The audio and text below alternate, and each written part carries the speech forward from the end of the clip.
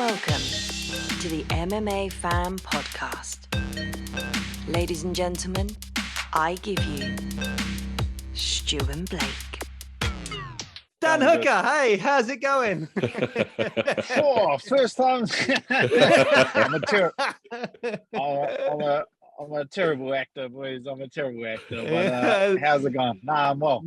Really good. No, it's all right. Everyone knows about the fake hello. Don't worry. It's no secret. We're not professional enough to keep that stuff a secret. So it's all good. Mate, thanks so much for coming on the show. If you're right, we'll try and take you right back, if that's all right, to kind of how things started for you in MMA. And I kind of want to ask you, like, when you were a kid, were you always all right with confrontation? Was that ever something that really bothered you? Were you all right with that, or did you get those kind of like those butterflies and that nervous feeling with confrontation, like most of us normal people do? Nah, like it always kind of just been something that I was okay with, you know, like it kicks off and I just get a bit of a smirk on my face and just start swinging. Like it's not, it wasn't, yeah.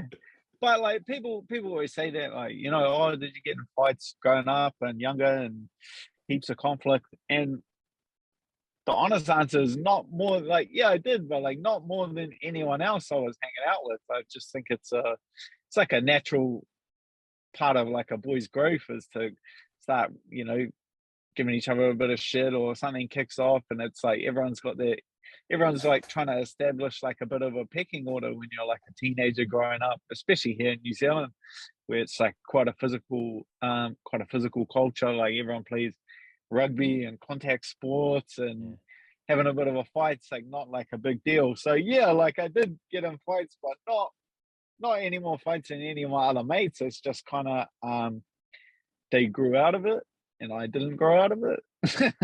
So at what point did that kind of scrapping end up with you finding your way into a kickboxing gym? Not till I was 18. So I wasn't until I turned 18, like finished school, and because all through school, you know, you just like I play rugby league, play rugby, and then so you kind of get that fix of your aggression in those sports. But then once you finish school and you got no rugby team to kind of play with anymore, it's kind of just naturally looking for something else. And then just followed a friend of mine. I went along to his first fight, went and watched his first fight, and he just knocked this guy out in, I think it was like 20 seconds or something like that. All our mates went nuts, like crowd erupted, and you just feel that like level of excitement that you haven't felt. And it's not the same as like you're winning a game of rugby and you're just like, yeah, cool. Like when you see a mate knock someone out, you're just like, whoa, like that was sick. I was just like, man, I want that feeling. I want to give the people around me like that feeling of excitement. So yeah, like I guess just my progression was pretty quick in the sport, just because I walked in the gym and it was just like, how do I knock people out and make crowds go nuts? So it's not like I walked in the gym and I was just like, oh yeah, we'll see. I want to learn a couple of techniques and self-defense and we'll see how this goes. I was just like, nah, I want to fight. I want to compete. So yeah, that's why it was only like 6 months after I walked in the gym that I was fighting. So it just happened, come around pretty quick. Yeah, I got that same feeling watching Shane Ritchie give his Danny Zuko in Greece, which is why, you know, I was like just so big into my musical theatre and got such a buzz off of that. So we've got very, same, exactly the same thing. You know, we're coming at it from slightly different angles, but very, very similar. Yeah. So one of the big things that's made you such a fan favorite, and as I think globally, everyone in MMA, you really, I think, captured a lot of fans' hearts, if I can say that, really, just particularly around the MMA fans don't have hearts. We do. They're just smaller than they're smaller than average. They're like to continue the musical reference. They're like the Tin Man in the Wizard of Oz. But during that time with the the pandemic, particularly the way that New Zealand have been and how everything was so strict and locked down, and you had such a long period of time and in quarantine, and we saw those images of you kind of with like, a fence separating you from like your wife and daughter and stuff like that. How difficult was that moment in time for you when you were in quarantine for so long, knowing that you're not allowed to see family and all that kind of stuff for such a long period of time? Oh, like the quarantine actually sucks. Like being away is away from your family is like always tough. But it's kind of like you're doing it for them, so it's a bit of a double-edged sword. It's like, what do you do? Like pack a happy, stay at home, and be like, no, I want to stay at home with my family on the couch, and then stay at home with your family on the couch, and then your daughter grows up one day and she's like, Dad, why can't you afford to send me to university? It's like, oh, because I wanted to hang out with you. It's like, well, it's two sides to it, right? Like if I go Yeah. away and fight, then I have money to give my family a better life. So it's a double-edged sword. So they definitely understand it, which was cool. Just the actual sitting in the quarantine hotels is pretty terrible. But yeah, it's like, I don't know, complaining about something you signed up for. You knew what you were getting into. You signed up for it. Those are the terms you agreed to. I'm not going to sit there and cry about it. It just is what it is. Yeah. And you've signed up and you fought the biggest and the best, Dan. And so I'm going to ask you two questions around that. I want to know how you deal with the mental pressure of fighting and fighting, huge names in the sport. And also, I want to know what your routine is, if you're happy to talk about it, your routine in that room just before you get the shout that you're walking out. Like, what is your little routine? Have you got a routine, like the moments before you walk out into the octagon and everyone sees you? No, like real routine like that. That's kind of like that moment in itself is like a bit surreal. You've run through that moment. Like obviously, like mental preparation is like a huge part of it. You do that in the weeks and months like leading up to the fight, where you just kind of build up to it and you anticipate that feeling. And you run through everything on the walkout. So it's just when you're actually doing it, it's a bit surreal. You're just like, man, this is actually it. But yeah, I would say I'll run through that a million times, like in my head. Like that's why at our gym we do a workout called like a spider workout, and it's at the time we fight, and it's only 3 5 minutes rounds. Like it's terrible. It's like you're getting shark tanked and you're exhausted and everything, but it's only 3 5 minute rounds, so it's only like 17 minutes from start to finish. But you get to treat that workout, it's the only workout you have on that day. So it's like you get to treat that day like fight week. So we run through fight day 8, 9, 10 times before we actually come to it. So I feel just that process is down hash. So it's not like this huge deal once you finally get there and it's time to walk and it's time to get going, just because we've run through it every single week 8 times. So practice it. That's the real key to being able to mentally cope with that is like you train anything else. Like you go for a run to get fitter, to strengthen your lungs. Like well, you do some boxing so your hands are sharper. You actually have to practice it if you want to be mentally prepared. Yeah. And when in kind of relation to that, that's kind of like going into the fight. How is it walking out for that 5th round when you know that the last fight, it's all down to the last 5 minutes? I think back to like your fight with Dustin Poirier, your fight with Paul Felder, where you're like, this is a close fight. It's been a war for 20 minutes and you know you've got 5 minutes more of that. I mean, are you just checking out the other guy going, oh God, he doesn't look as tired as I feel? Or are you kind of just, mentally, what's that inner monologue like to know that it's all down to this next 5 minutes and I've already put my body through a lot?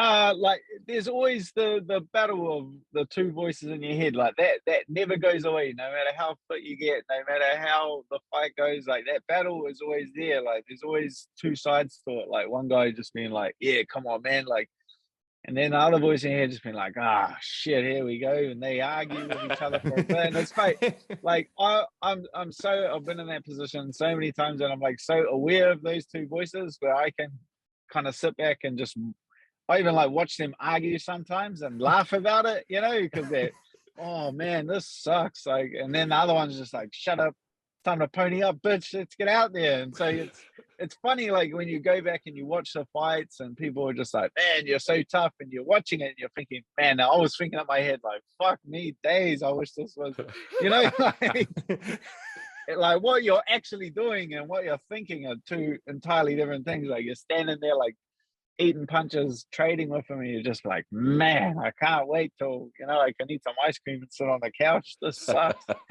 in your head, you're just swinging and going for it, you know? So, yeah, I think if I had to nail it down to a sentence, it'll just be like, that's fifth round, exhausted. It's just time to pony up, bitch. It's just time to just get on their horse and start riding. Dan, you seem like you're one of the most chilled people we've ever had on this show. Does anything actually bother you, or are you pretty chilled about everything?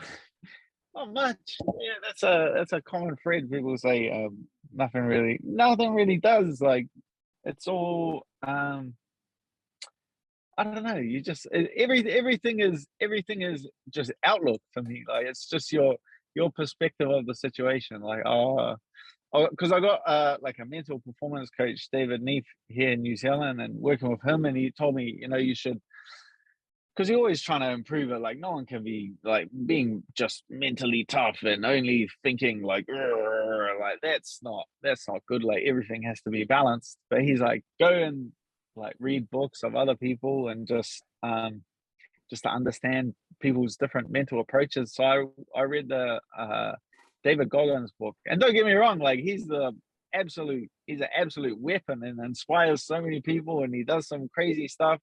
I was like listening to his book, because I actually can't read. I was like listening to his audio book, and it's just, his outlook is just like, yeah, everything sucks. Like just, yeah, shit, just enjoy the suck. And it's just not how I do it. Like when things get like terrible or they get hard or you get in a bad situation, I kind of just sit back and laugh, and I'm just like, like, could this get any worse? Like, oh well, you know, and you're just away with it. Like I just don't take things as like bad things as like complete negatives. They just don't, like, you just look for the good in it. Oh, I just see I would say I just see the funny side and everything. Like some of my favorite, I find humor in some of just the absolute strangest places, like the hardest wrestling session or the longest sparring session where everyone's like exhausted.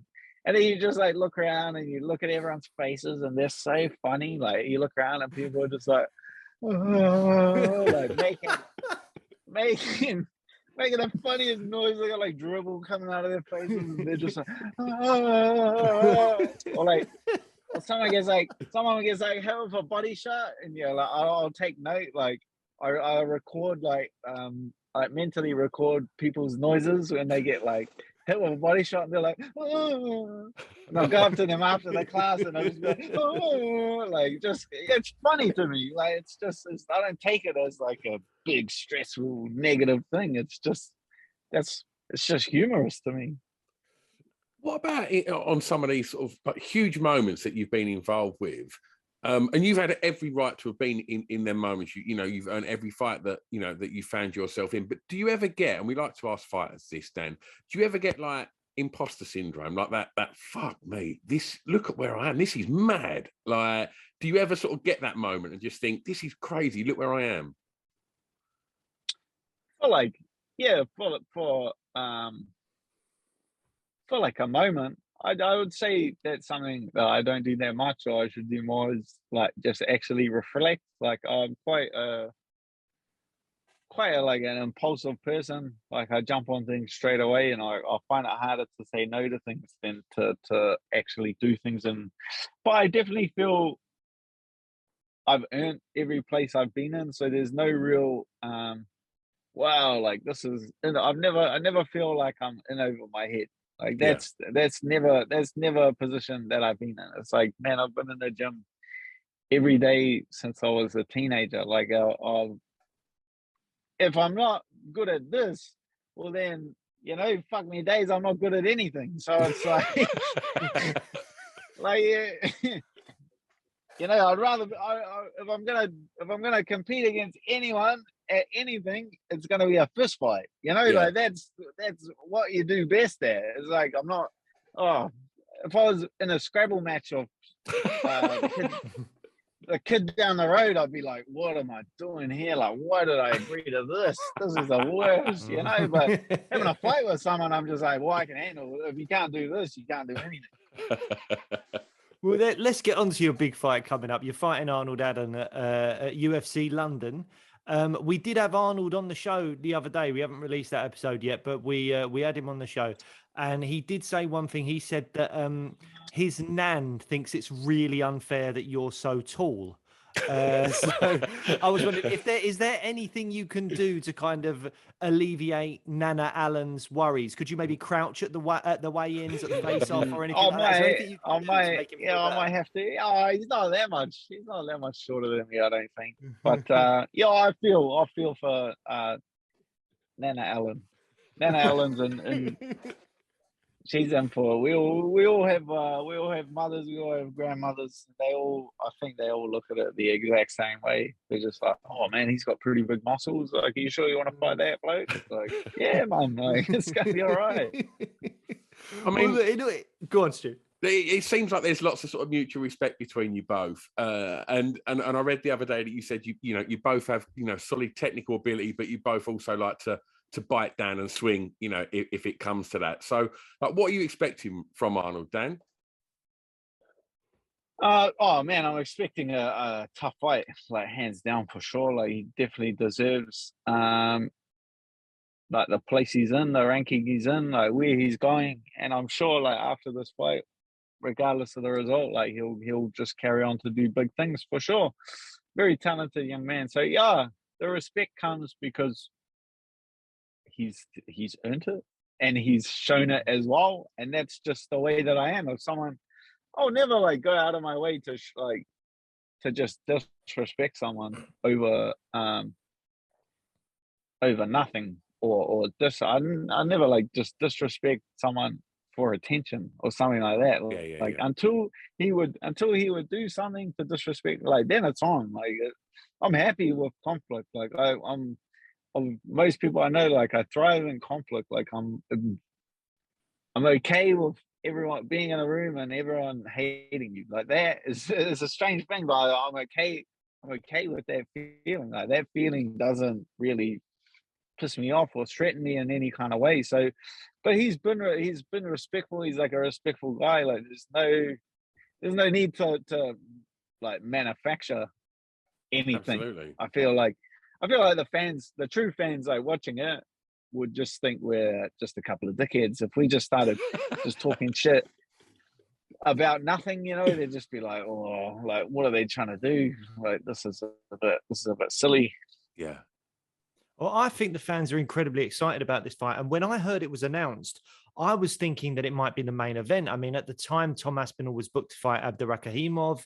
And when we spoke to Arnold, he said that he wasn't sure whether it was going to be a main event or not at one stage because they wouldn't give him an answer whether it was going to be 3 rounds or 5 rounds. Now, with everything that's going on in the world at the moment, one of the things that I've heard, not fully confirmed yet, I don't think, but one of the things I've heard is that UK are potentially banning Russian athletes from coming to the UK with everything that's going on between Russia and the Ukraine, which would mean that Alexander Volkov wouldn't make it to the UK, in which case, would it be possible that you guys would be the main event? And if that was the case, would you be up for 5 rounds? Yeah, of course. Like, even, I love that you took such a long drink, such a long drink. And I was like, oh my God, have we stumbled on something actually happening? He's taking a drink. What's going on? And then you're like, oh, Shakara, 5 rounds. Ooh, like, 5 rounds.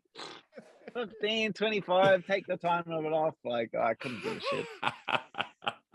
Brilliant. Well, that's great to know. Well, one of the things is in that weight class, Dan, if you get a win over Arnold, potentially another win, the champ is your mate. Has that conversation, that what if conversation, ever happened between you and Volk? Nah, like we're like in the same boat, like cross that bridge when we come to it. There's no point like, oh man, if you know, in 1 year's time when you beat him and he backflips over this guy and like fuck, there's a bit of fighting to go before we even cross that bridge, you know? Like so we'll cross that bridge when we come to it, you know? And it'll be funny. Just winding them up. What just do you do while I get paid to wind my mate up, like that would just be the best. There'd be quite the height difference there as well, I'd imagine, which I'm assuming you could go to the well to for winding him up. It would. That's low hanging fruit. We'll take that. That's what I'm good. I'm good at the cheap low hanging fruit gags. That's the. I'm not saying I'm not going to do it. I didn't say that. I didn't say I wasn't going to do it. Jeez. So what do you want to? Do you want to do anything when you get to London? Is there, other than win, obviously, is there anything you want to tick off the list? Because I mean, also, did I hear that you didn't realize it was in London? You thought the fight might be in Vegas when you accepted the fight, and then you were like, oh shit, it's in London. Yo, I didn't. I was in quarantine in New Zealand. Like I just touched down back in New Zealand. I was in like a quarantine facility, and I was like 2 days into that. And then Sean just asked me, "Hey, you want to fight Arnold Allen on this date?" And I was just like, "Yeah, cool." And then tell my coaches and that, and they're like, "Oh, the London card." And I was just like, "Oh, they've done it again." You know, they got me. They got me.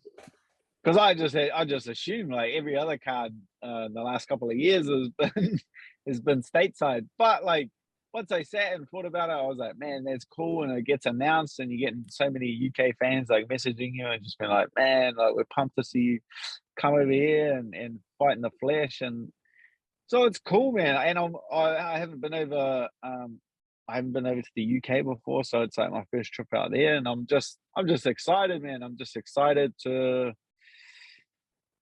see somewhere new, to put on a show for people that haven't seen you fight live before. I'm just excited, man. I'm excited to get on that plane next week and get over there.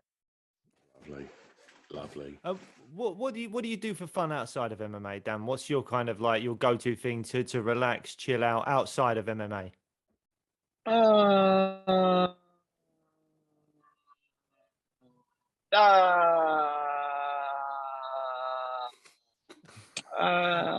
I'm not really good at anything else. Like stupid shit, like hey, like go to the beach. Like I'm just gonna be sitting here saying like generic stuff, like stuff everyone likes to do. Like I'll go watch a movie every now and then. I'll go, but nothing really boils my blood like a good old fist fight. You know what I mean? Well, can I ask you, if you had a chance to have a fight with a fighter that's no longer fighting, anyone from the past, who would you have liked to have fought?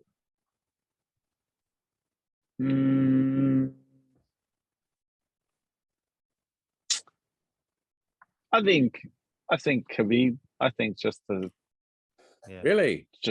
fight him. I think that would be fun. How do you think you would have fared? We would have a fight. I would. I don't have a preconceived idea of how things go. Is that there's only one way? Like there's only one way. Like one guy says one thing, the other guy says another thing. Like who cares? But once you have the fight, that's the truth revealer. Is that part of one of your strengths, do you think, that you're not thinking too much into the future? You do seem like someone that's very kind of like, to use that phrase that's used a lot, like in the moment. And is that something you can do within a fight, or is there a lot of game planning that goes on that you have to get your head into as well? That's like all my coaches stuff. Like they like drill that into me, and that's the beauty of being the fighter, is that you're like free from all that side of things. Like they run the drills and the game plan and do the study and things like that, and you just show up to the gym and just give it everything, you know. But yeah, like it's like anything. What same things that make you strong make you weak, you know. Same things that your vulnerabilities are also strengths. So there's always two sides to the coin. Like very impulsive, too impulsive.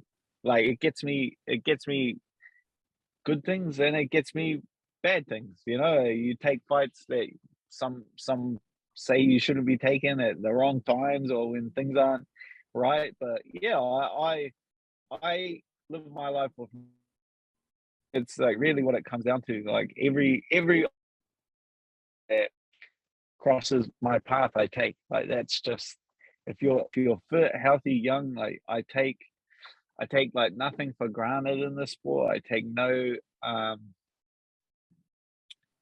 I take nothing for granted. Like I'm healthy. Why would I not take this fight? Because I want to hang out with my friends and family for a little bit longer. It's just like, man, you just, anything could happen. Imagine if you turned this fight down, started training, tore your ACL, like had to have a year off. Like anything can happen in this sport. It's just like, while you're young, fit, healthy, just take the fights, just take the opportunities, and just give it everything.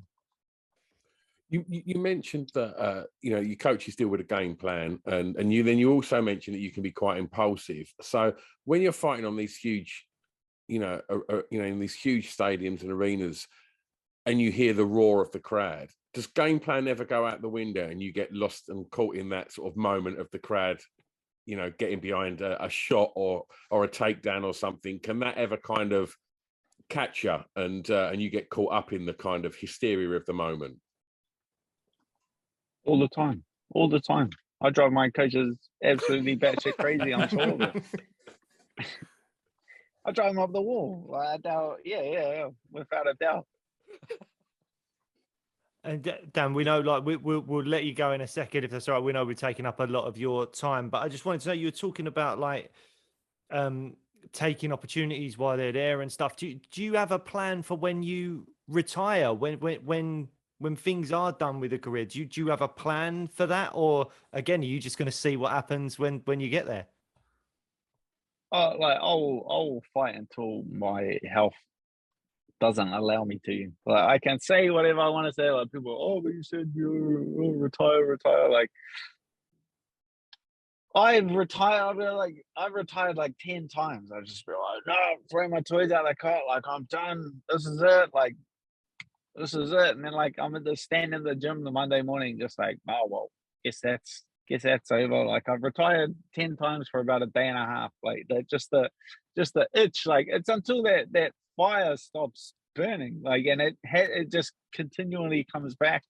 You know, like you fight, it's over with. You're just like, sweet. Like you put that fire out, and then it starts like picking up. And then there's a bit of smoke and a little flame, and then it gets bigger, and you're just like, yeah, I need to fight someone. And it keeps bigger. And I don't think, well, I pretty much know like that feeling will never go away. So it's just, I'm a lifer. You know what I mean? Like I can't walk away like some of these other guys can. So I'm sure they're just gonna have to drag me out of the sport. There's no there's no way I'm getting out of here by choice. Do you ever have any concerns though with, like, do you watch like what happened with Evander Holyfield a while back and stuff like that, and just go, there are some lessons to be learned from people that just either stay in it for too long or they leave and then they keep returning? There's obviously, in terms of your health and all that stuff, there's lessons to be learned there. Do you ever look to that and go, I probably shouldn't do that though? Oh, there's like different lessons, and like that's what I'm saying. Like you'll walk away when your health lets you no longer compete, and whether that's concussions or head trauma or anything like that. Like all of that is taken care of. All of that's like monitored and things like that. But yeah, they make a very big deal about like head trauma, like I feel absolutely amazing, you know, like you take the time to recover from those tough wars and things like that and do the best and take the right vitamins and things like that. But yeah, I guess people watch like one Will Smith movie and they just like think that you hit a soccer ball too hard and you're just going to end up, you know, like Chris Benoit or something. It's like, relax. Like, it's not, you're not made of glass. You're not made out of paper mache. Like, you can take some, every individual is different. Absolutely. Absolutely. Dan, we can't wait to see you in London, man. We're both going to be at the show, and yeah, mate, it's going to be an amazing atmosphere, and you know the UK fans love you as well, man. And yeah, can't wait to see you. And yeah, best of luck with the weight cut and the training, man. Hope it's all going well, and look forward to seeing you at the O2, brother. Thank you very much. No, I cannot wait to get over there and put on a show. I'm telling you right now. Oh, cheers, Dan. Love it, mate. I mean, look, we love Arnold Allen as well. So if you two just hug in the middle of the octagon, maybe just go for a drink instead of fight, I'd actually be okay with that. So you gotta earn your beers. You gotta earn your beers. Fair enough, mate. We really appreciate this. Thank you so much. You're a legend, and we're really looking forward to watching you on 19th of March. Thanks, loads, Dan. Perfect. Cheers, Thank you, man. guys. Cheers.